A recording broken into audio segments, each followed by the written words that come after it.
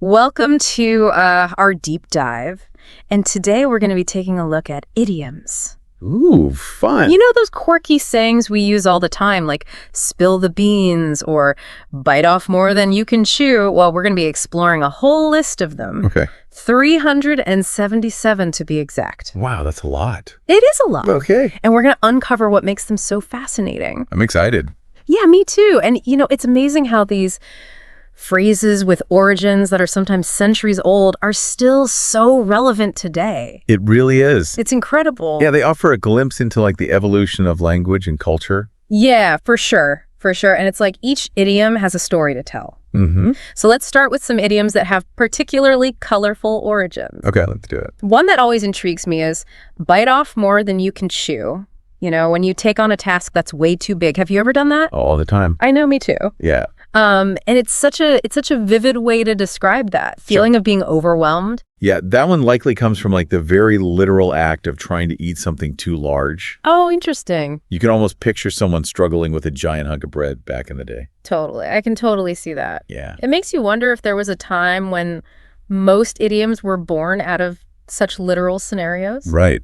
What about spill the beans? Ooh, spill the beans. What's the story behind that one? Well, one theory points to ancient Greece, where beans were actually used for voting.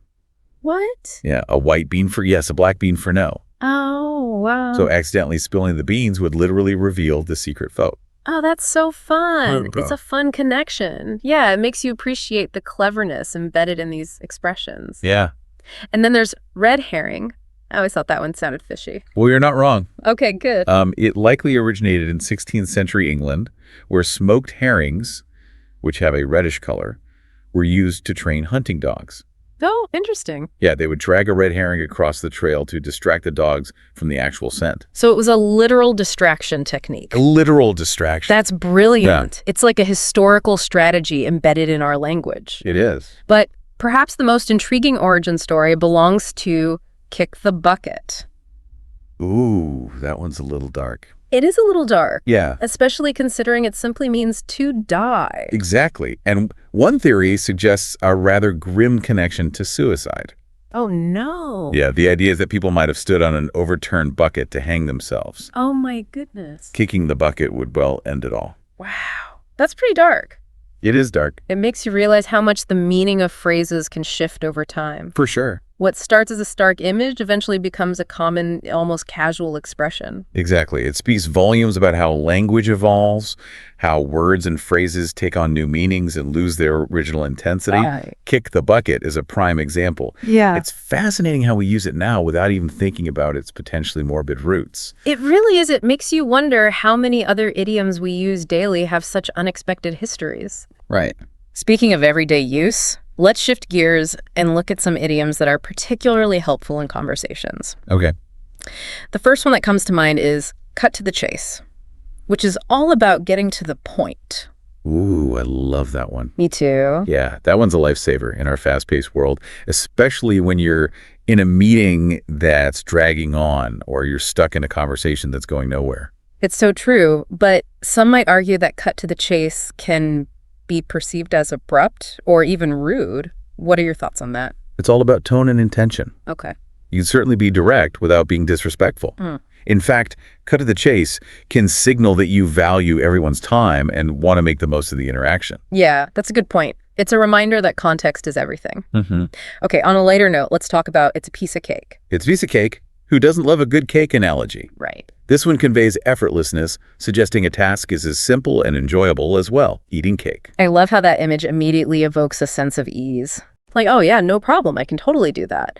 But is there ever a situation where using piece of cake might be inappropriate? You always have to be mindful of the situation. Right. If someone is sharing a genuine struggle, telling them it's a piece of cake could come across as dismissive or insensitive. Yeah, that's a great point. It's a good reminder that empathy and sensitivity are key when using idioms, even seemingly lighthearted ones. Mm-hmm. What about don't count your chickens before they hatch? That one seems particularly relevant in today's world where we're constantly bombarded with expectations and possibilities. Oh, absolutely. It's a timeless reminder to avoid making plans based on assumptions. Right. It speaks to our human tendency to get ahead of ourselves, to anticipate outcomes that haven't materialized yet. You could even link it to psychological biases like optimism bias or the planning fallacy. Oh, that's interesting. So it's not just about being cautious, it's about understanding how our minds tend to work, how we can get carried away by our own expectations. That's exactly. It's a nudge to stay grounded, to appreciate the present moment, and to recognize that things might not always unfold as we envision. I like that, a nudge to stay grounded. That's good. Speaking of things not always going as planned, what about the classic better late than never? Ooh, better late than never. I love that one. It's a good one. It's a phrase that seems to offer both encouragement and a gentle nudge to take action. It does, absolutely. It encourages us to let go of regret and focus on what we can still accomplish, even if it's not on the original timeline. Right, and it's a message of hope and resilience. It suggests that timing isn't always the defining factor. Yeah. It's about the effort, the intention, and the willingness to keep moving forward. It's about progress over perfection. And I think that's a message worth remembering. I think so too. Now, listener, think about this. What area of your life could benefit from a better late than never approach? Is there something you've been putting off that you could finally tackle? Remember, taking that first step, no matter how delayed, is often the most important part. That's a great point. So true. It's so interesting how some idioms paint such vivid pictures in our minds with just a few words. I know, right? Like they instantly create these visuals. Exactly. And one that immediately comes to mind is raining cats and dogs. It's such a quirky way to describe a heavy downpour. It's so funny when you hear it, like it doesn't even make sense, but it does. Right. It's like someone took the chaos of a storm and turned it into this absurd but strangely fitting image. And that humor is part of its appeal. It helps us cope with something that might otherwise be unpleasant. Imagine being caught in a sudden downpour. Saying, "It's raining cats and dogs," adds a touch of lightness to the situation. Oh, for sure, for sure. It reminds me of this one time I was walking home from work and it started pouring like buckets and buckets of rain, and I'm running for cover, completely soaked. I hear someone shout, "Looks like it's raining cats and dogs out there," and I just started laughing. It was just so perfect. It's amazing how those few words can instantly shift our perspective. Instead of focusing on the discomfort, we're suddenly seeing the humor in it. Yeah, totally. It's like the idiom gives us this shared experience, a way to connect with others who are out there braving the same downpour. It's like a secret code for those in the know. Right. But speaking of shared experiences, head in the clouds is another idiom that paints a vivid picture, but this time it's more about a state of mind. Yes, it evokes this image of someone detached from reality, lost in their thoughts, perhaps a little too dreamy and impractical. Exactly, and I think we all know someone like that, right? That friend who always comes up with these grand ideas but maybe struggles with the day-to-day details. Yes, and there's a fascinating psychological angle to this idiom as well. It suggests a disconnect between one's thoughts and reality, a preference for the world of imagination over the practicalities of life. It makes you wonder, though, if that tendency to daydream is always a bad thing. I mean, isn't a little bit of head in the clouds thinking necessary for creativity and innovation? You're absolutely right. It's all about finding that balance. A bit of head in the clouds can be a source of inspiration and new ideas. But too much detachment from reality can lead to missed opportunities and challenges in navigating everyday life. Yeah, that's a good point. It's a reminder that even the most whimsical idioms can have these deeper layers of meaning. And speaking of deeper layers, green with envy is another one that really packs an emotional punch. Ah, yes. Envy, one of those universal human emotions that we all experience at some point. And the color green, it just perfectly captures that feeling of longing and resentment. It really does. But have you ever wondered why green became associated with envy? It seems like such a specific color choice. Well, there are actually several theories about that. One suggests it might be connected to the physical signs of sickness, like nausea. When someone is envious, they might feel a sense of unease or discomfort, similar to feeling ill. Oh, that's interesting. And there's something about the color green that does have that slightly sickly connotation, especially certain shades of it. Right. It's like our language instinctively tapped into those subtle associations between color and emotion. Yep. And it's not just green. Think about how we use blue to describe sadness or red to express anger. It's as if colors become metaphors for our internal states. That's a great observation. It really highlights how much power and symbolism is packed into these simple phrases. So, listener, think about this. What idiom do you find most visually evocative? Which one paints the clearest picture in your mind? It's fascinating to consider how these linguistic shortcuts can spark such vivid imagery. You know, it's really fascinating to think about how these simple phrases, these idioms, can actually reveal so much about human nature and how we all experience the world. It's true. They're like little windows into our collective psyche, Yeah. reflecting our shared history and emotions and even our sense of humor. Well, that brings us to the end of our idiom extravaganza. Already. I know, right? Time flies when you're having fun with idioms. It really does. But it's been a really fascinating journey exploring these little linguistic gems and uncovering their origins and delving into like the deeper layers of meaning they hold. Yeah, absolutely. It's been a pleasure unpacking these linguistic treasures with you. Me too. So let's take a moment to recap what we've learned today. Okay. We started by uncovering the colorful origins of some really common idioms like bite off more than you can chew, spill the beans, red herring, and even the rather morbid kick the bucket. Right. And we discovered how these phrases, often rooted in everyday experiences or historical events, have evolved over time, their meanings shifting and sometimes losing their original intensity. Yeah, it's amazing how much language changes over time. It really is. And from there, we moved on to idioms that are particularly useful in everyday conversations, like cut to the chase, it's a piece of cake, don't count your chickens before they hatch, and of course, better late than never. Those are classics. They are. And we talked about how these phrases can help us navigate those tricky social situations, express complex ideas efficiently, and even offer those little gentle reminders about human behavior and tendencies. And finally, we talked about the power of imagery in idioms. Yeah. Focusing on those that paint those super vivid pictures in our minds, like raining cats and dogs. That one's so funny. I know, right? Head in the clouds and green with envy. And we explored how these idioms tap into our imagination, evoke emotions, and even create a sense of shared experience and humor. They really do. It's fascinating how these idioms really enrich our language, making it more colorful, expressive, and engaging. Right. They allow us to convey really complex ideas and emotions in a concise and often humorous way, adding depth and nuance to our communication. They do, and they also connect us to the past, reminding us that even though language is constantly evolving, Right? there are still these echoes of history embedded in our everyday speech. It's like we're carrying these little pieces of the past with us. I love that. Keeping those stories and experiences alive through our words. And if we connect this to the bigger picture, it highlights the enduring power of storytelling. Yeah. Idioms are essentially like miniature narratives passed down through generations, shaping the way we think and communicate. That's a beautiful way to put it. So, listener, here's a final thought-provoking challenge for you. Okay, I'm listening. Pick one idiom from today's deep dive Okay. and try using it in a conversation this week. Ooh, good idea. See what happens. You might be surprised at how it sparks a connection or adds a touch of humor to your interactions. And as language continues to evolve, keep an ear out for new idioms emerging. Who knows what quirky phrases future generations will coin to describe their experiences? Perhaps some of our everyday slang will become the idioms of tomorrow. Wouldn't that be interesting? It makes you wonder what linguistic treasures are waiting to be discovered in the It future. really does well. On that note, we'll wrap up this deep dive. Thanks for joining us on this linguistic adventure. Until next time, happy talking.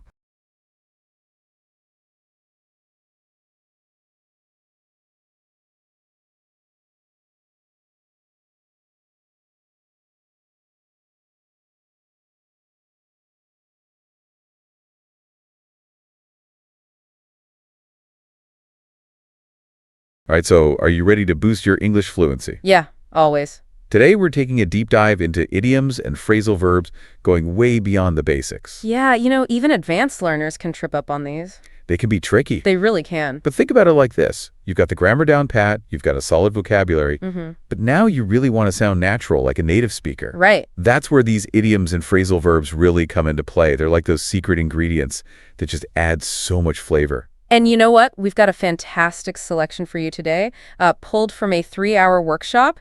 We've condensed it down to like the juiciest, most essential parts. Yeah, we're going to break down these expressions, look at all those little subtle nuances, and by the end of this deep dive, you'll not only understand them, but you'll be able to use them confidently. Yeah, that's the goal, right? Yeah. To actually use them. Exactly. All right. So let's jump right in with an idiom that's all about approaching information with a healthy dose of skepticism. Okay. Take it with a grain of salt. I love that one. It's so good, right? So let's say you've got a colleague who's known for embellishing stories just a little bit. You might say something like, he tends to exaggerate, so take his stories with a grain of salt. It's a really nice way to express caution, without like directly accusing somebody of, figging. Right. You're basically saying, yeah, I'm listening, but I'm also keeping in mind that this might not be the whole truth. And it's so important, I think, especially these days where we're just bombarded with information from all sides. Yeah, we have to be really careful about what we believe. Right. Take it with a grain of salt. It's like a little reminder to pause, think critically before we just accept anything as like the absolute truth. That's so important. So let's shift gears a little bit to a more lighthearted idiom, spill the beans. Oh, I love this one. This is when someone reveals a secret, Yeah. often unintentionally, like that classic surprise party scenario. Yeah, somebody let the cat out of the bag. Right. It's usually used in a playful, kind of teasing way, not like a serious accusation. It's like, oh, come on, you can tell me, I won't be mad. Exactly. I think spill the beans is a perfect example of how idioms can inject humor into language. Yeah, it's so much more fun than just saying reveal a secret. Right. It just adds that little bit of personality. Okay, so next up we've got an idiom that's all about flexibility. Play it by ear. Oh, this is a good one. And this one comes in handy when you're not really sure what the plan is or, things are subject to change. Yeah. Like, let's say you're meeting up his friends for dinner, but the restaurant's packed. Oh, yeah. What do you say? Let's just play by ear. We'll see if we can get a table or maybe try somewhere else close by. Exactly. It's all about being adaptable and going with the flow. Yeah, that's a really important skill to have. So important. Especially when things are, changing all the time. Right. Playing it by ear lets you adjust those plans and make decisions as you go. Makes sense. Okay, so now let's talk about an idiom that's often used when someone's avoiding the main point or being a little evasive beat around the bush. Oh, I don't like when people do that. Have you ever noticed how some people just dance around a topic instead of getting straight to the point? It's frustrating. It is frustrating. Yeah. Like, imagine you're asking a friend about something kind of sensitive, Right. but they just keep talking about everything else except what you want to know. You want to say, just stop beating around the bush. Right. Tell me what's going on. What's the deal? Exactly. It's important, though, to pay attention to the context and the speaker's tone. Yeah. Sometimes people beat around the bush because they're uncomfortable or nervous. Or maybe they're trying to protect someone's feelings. Right. It's not always about being intentionally evasive. Right. Sometimes it's just about finding the right words or approaching a difficult conversation with sensitivity. That makes sense. That leads us to an idiom that's all about neutrality, sit on the fence. Ah, yes. This one describes someone who's hesitant to choose a side. They can't make up their mind. They just can't decide. So picture a heated debate, right? Two people are arguing passionately for these opposed viewpoints. They're going at it. But then there's that one person who's just sitting there undecided, carefully weighing those pros and cons. They're on the fence. They're sitting on the fence. Yeah. And you know what? It can be frustrating if you're looking for a clear commitment. Yeah, I want to know what side you're on. Right. But sometimes, it's good to gather more information before you make a decision. Right. Sometimes it's a sign of being thoughtful and careful. Yeah, you want to consider all the angles. Exactly. Before you jump in. Okay, let's move on to an idiom that I think we can all relate to, bite off more than you can chew. Oh, yeah, I've been there. I know we've all been there, especially when it comes to like new challenges or those ambitious goals. Yeah, it's that feeling of, oh, I can totally do this. And then you realize, What have I gotten myself in? I have way too much on my plate. I remember once trying to learn 3 languages at the same time. Oh, wow. Talk about biting off more than I could chew. Yeah, that's ambitious. It was fun and challenging, but I quickly realized I needed to scale back. Yeah, one at a time. One at a time. It's easy to get caught up in that initial excitement, Right. but we have to be realistic about our time and, what we can actually handle. Biting off more than you can do can lead to burnout. And stress. And you might not even reach your goals. Yeah. So sometimes it's better to start small, build a solid foundation, and then gradually take on more. One step at a time. One step at a time. Yeah. And speaking of taking shortcuts, let's talk about an idiom that often has a bit of a negative connotation, cut corners. Uh-oh. This suggests doing something in a hasty or incomplete way to save time or money, but it can compromise quality. Yeah, you end up sacrificing something important. Imagine a construction company trying to finish a project quickly and cheaply. Right, they might use cheaper materials. Right. Or Yeah. skip some safety checks. And those consequences could be huge. Yeah. It's like a reminder that sometimes it's worth investing that extra time and effort to do things properly. In the long run, it pays off. Now let's talk about trends. Jump on the bandwagon. Oh, I see this all the time. All the time, especially with like fashion technology, social media. A new trend pops up and everybody's doing it. Everyone wants to be part of it. It's that fear of missing out. Yeah, that FOMO. Right. But it's important to remember you don't always have to follow the crowd. You can make your own choices. Think critically and do what actually interests you. Yeah, what aligns with your values. Exactly. Okay, let's lighten things up again with a playful idiom, pull someone's leg. Oh, I love this one. This one's all about teasing in a good-natured way. Yeah, just a little bit of fun. Like, I'm just messing with you. Exactly. Imagine you're telling a friend this crazy story. Right, and they believe you. They totally believe it. And then you're like, come on, I was just pulling your leg. It's all about that delivery and the tone. It's gotta be lighthearted. Right. Playful. It's a great way to build rapport. Yeah, it shows you're comfortable with each other. Right. But make sure the other person knows you're joking. Yeah, you don't want to cause a misunderstanding. And finally, let's wrap up this first round of idioms with burn the candle at both ends. This is a classic. This one really captures that feeling of being overworked, stressed out, just exhausted. Yeah, you're going nonstop. Think of someone juggling multiple jobs, family responsibilities, and still trying to have a social life. They're burning the candle at both ends. It's a reminder that we need to find a balance and take care of ourselves. We can't do it all. Right. We need to prioritize well-being. Yeah, set boundaries. And find ways to recharge. And relax. Okay, so that was our exploration of some amazing idioms. We covered skepticism, humor, flexibility, directness, neutrality, ambition, quality, trends, playfulness, and balance. That was a lot. It was a lot. But we did it. We did it. And now, are you ready for phrasal verbs? Oh, I am so ready. Let's do it. Okay, so let's dive into those phrasal verbs. Let's start with hold off, which basically means to postpone or delay something. Like, we're going to hold off on making a decision until we have more information. Yeah, it's like hitting that pause button. Exactly. Giving yourself some time to think things through. Gather more insights, maybe wait for a better moment. Makes sense, right? Yeah. It's a good one. All right, so next up, put someone up. Okay, this one's all about hospitality, offering a place to stay. Right. Imagine a friend's visiting your city. You could say, hey, don't even bother with a hotel. I can put you up at my place. Such a nice gesture. It is. It's like making someone feel welcome and comfortable. Exactly. Now let's get a little more nuance with come down to. Okay, so this is used to highlight like the essential element of something. Right, the core of a situation. Yeah, like if you're analyzing a problem with lots of different factors, right, you might say, ultimately, it all comes down to effective communication. It's about cutting through the noise and finding what really matters. Exactly, getting to the heart of the matter. Okay, so next we got pull through, which conveys this idea of resilience and overcoming challenges. Yeah, like when someone's going through something really tough. Right, maybe a serious illness or a personal crisis. You could say we're all hoping they pull through this. It's like an expression of hope and support. Yeah, you're acknowledging the difficulty, but you believe they can overcome it. It's powerful. Now let's shift gears to a phrasal verb with a much more dramatic meaning, wipe out. Oh, this one's intense. Yeah, it usually refers to complete destruction or elimination. Like think about a natural disaster. A hurricane or a tsunami. Yeah, you might say the storm completely wiped out the coastal towns. It's a strong image. It emphasizes that devastation. It really does. Okay, so how about a phrasal verb with multiple meanings, break into? Okay, this one's tricky. It can be. Because it can mean a couple of different things. Right. So on one hand, it can refer to illegal entry. Like someone tried to break into my car last night. Right. But it can also mean entering a new field or profession.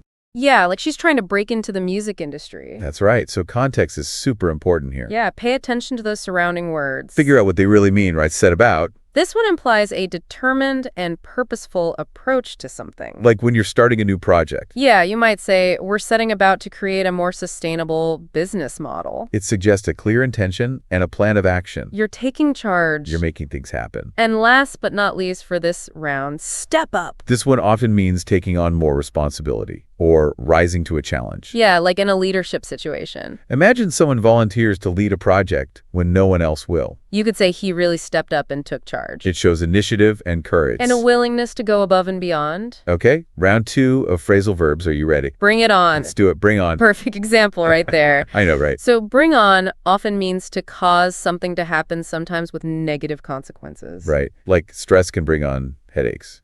Lack of sleep can bring on fatigue. Eating too much sugar can bring on a sugar crash. It's all about cause and effect. Right. Recognizing those consequences. Okay, next up we have track down, which means to find something after a thorough search. Like when you're looking for something specific. Yeah, a rare book or a long-lost friend. You might say, I finally tracked down that old photo album. It takes effort and persistence. Right. You don't give up until you find it. Determination is key. Okay, so now for a phrasal verb that conveys a sense of gradual disappearance. Fade away. I like this one. Yeah, it's got a certain feel to it. Right, like memories can fade away over time. Enthusiasm can fade away if you don't nurture it. And that excitement for a year trend can fade away when something new comes along. Yeah, it's a reminder that things change. Nothing lasts forever. All right, so let's move on to map out, which is all about planning and strategizing. Yeah, when you need a clear plan of action. Like when you're preparing for a big project Or a trip. You might say, we need to map out our travel route.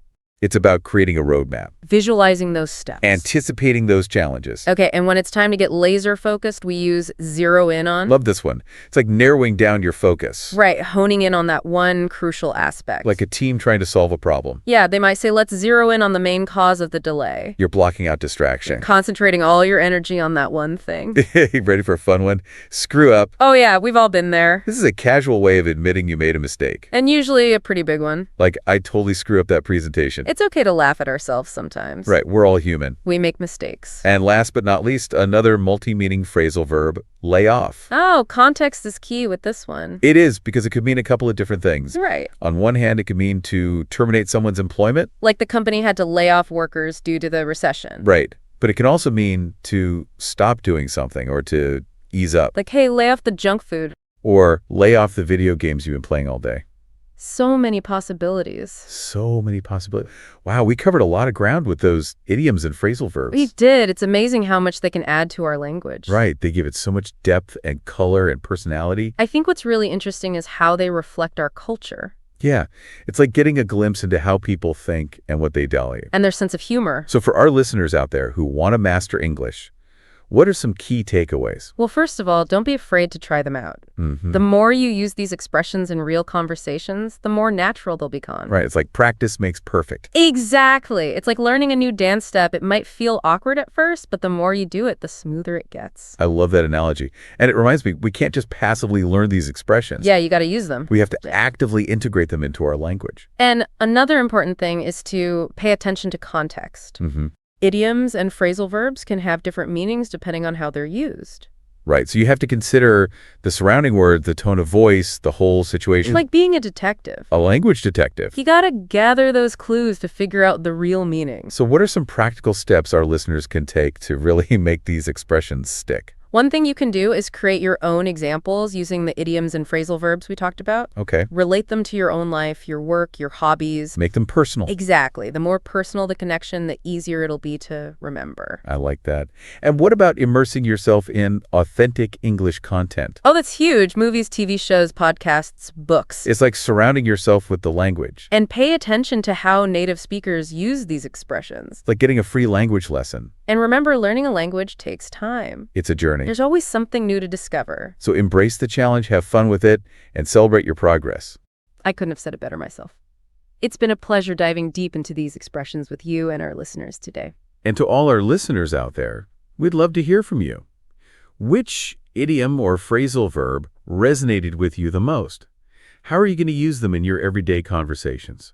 Share your thoughts, your questions, and your experiences with us on social media. Let's keep this conversation going and keep exploring the amazing world of the English language together.